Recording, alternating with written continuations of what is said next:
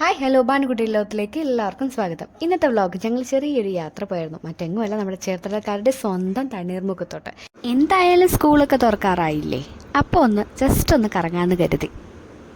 ഒരു വൈകുന്നേരം നമ്മുടെ ഫാമിലിയായിട്ട് ഒന്ന് എൻജോയ് ചെയ്യണമെന്ന് കരുതി കഴിഞ്ഞാൽ നമുക്ക് പോകാൻ പറ്റിയൊരു ബെസ്റ്റ് പ്ലേസ് തന്നെയാണ് തണ്ണീർമുക്കം ബണ്ട്.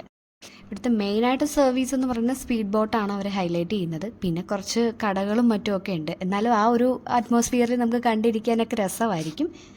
ഈവനിങ് ആകുമ്പോൾ ഇവിടെ അത്യാവശ്യം ക്രൗഡൊക്കെ ഉണ്ടാകും കേട്ടോ. നല്ലൊരു അറ്റ്മോസ്ഫിയറാണ് കാണാനൊക്കെ. ഞങ്ങൾ സ്പീഡ് ബോട്ടിലൊന്ന് കയറിയായിരുന്നു. അതൊരു പ്രത്യേക അനുഭവമായിരുന്നു. സ്പീഡ് ബോട്ട് സർവീസ് ഇഷ്ടപ്പെടുന്ന ആൾക്കാർക്കൊക്കെ ഇത് ശരിക്കും എൻജോയ് ചെയ്യാൻ പറ്റും. അവർ ശരിക്കും നല്ല രീതിയിൽ നമ്മളെ എൻ്റർടൈൻമെൻറ്റ് ചെയ്യുന്നുണ്ട്. പക്ഷേ ഞാൻ വളരെയധികം പേടിച്ചാണ് ഇരുന്നത്. എനിക്ക് ഇങ്ങനെയുള്ള കാര്യങ്ങളൊക്കെ വളരെ പേടിയാണ്. ഭാനുക്കുട്ടിയെ കയറ്റിയില്ല കേട്ടോ. ഭാനുക്കുട്ടി അതുകൊണ്ട് കരക്ക് നിന്ന് ടാറ്റയൊക്കെ തന്നിട്ട് ഞങ്ങളെ വിട്ടു. എനിക്കാണെങ്കിൽ ശരിക്കും പേടിയുണ്ടായിരുന്നു. പക്ഷേ ആദ്യമൊക്കെ പുള്ളിക്കാരൻ നല്ല സ്മൂത്തായിട്ട് പോയി. പിന്നെ അങ്ങ് പേടിപ്പിക്കാൻ തുടങ്ങി. പിന്നെ ഫോണൊന്നും കൈ പിടിക്കാനൊന്നും പറ്റിയില്ല. അത്യാവശ്യം ക്യാപ്ചർ ചെയ്യാൻ പറ്റിയെന്ന് വിശ്വസിക്കുന്നു. അവർ പ്രത്യേകം എടുത്തു പറഞ്ഞു, കുട്ടികൾ മാത്രം പോരാ, കൂട്ടത്തിലുള്ളൊരു മുതിർന്ന ആളും കൂടെ കയറണമെന്ന് പറഞ്ഞപ്പോൾ ഞാനും കൂടെ കയറി. പക്ഷേ കുട്ടികളെക്കാട്ടും പേടിച്ചത് ഞാനായിരുന്നു കേട്ടോ. പക്ഷെ പറയാതിരിക്കാൻ വയ്യ, സൂപ്പറായിരുന്നു. ആ ഒരു എക്സ്പീരിയൻസ് വളരെ എന്താ പറയുക, നമുക്ക് മനസ്സിൽ കൊണ്ടു കിടക്കാൻ പറ്റുന്ന ഒരു വലിയൊരു എക്സ്പീരിയൻസ് ആയിരുന്നത്. ബോട്ടിലെ സർവീസ് നമുക്ക് അത്യാവശ്യം ദൂരമൊക്കെ നമ്മളെ കൊണ്ടുപോകുന്നുണ്ട് കേട്ടോ. എനിക്ക് തോന്നുന്നത് ആ റൗണ്ട് ഫുള്ള് നമ്മൾക്ക് ക്യാപ്ചർ ചെയ്യാൻ പറ്റുന്നുണ്ടായിരുന്നു. പിള്ളേരൊക്കെ ശരിക്കും എൻജോയ് ചെയ്തു. 600 രൂപ അടുത്താണ് സ്പീഡ് ബോട്ടിൽ കയറുന്നതിന് എമൗണ്ട് വരുന്നത് 5 പേർക്ക്. പിന്നെ വേറെ ഡീറ്റെയിൽ ആയിട്ടുള്ളതെല്ലാം നമുക്ക് അവിടെ വന്നു കഴിഞ്ഞാൽ അറിയാൻ സാധിക്കും. ഞാൻ ഏറ്റവും അധികം പോയിട്ടുള്ള റൂട്ടാണ് തണ്ണീർമുക്കം റൂട്ട്.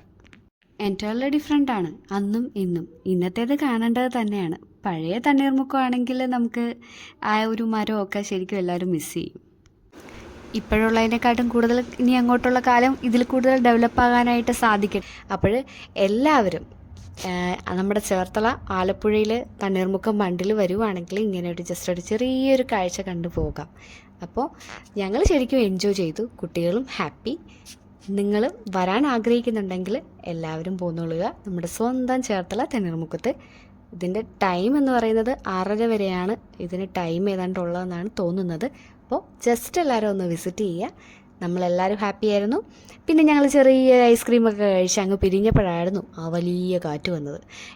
ചെറിയ കാറ്റും മഴയൊക്കെ വന്നതിന് ശേഷം ഞങ്ങളതെല്ലാം മാറിയതിന് ശേഷം തിരിച്ച് വീട്ടിലോട്ട് പോകുന്നു. അപ്പോൾ ഭാനുക്കുട്ടി ഹാപ്പി, കുട്ടികൾ ഹാപ്പി, ഞങ്ങളെല്ലാവരും ഹാപ്പി. വരാൻ ആഗ്രഹിക്കുന്നുണ്ടെങ്കിൽ ഈവനിങ്ങിൽ തന്നെ എല്ലാവരും വരിക കേട്ടോ.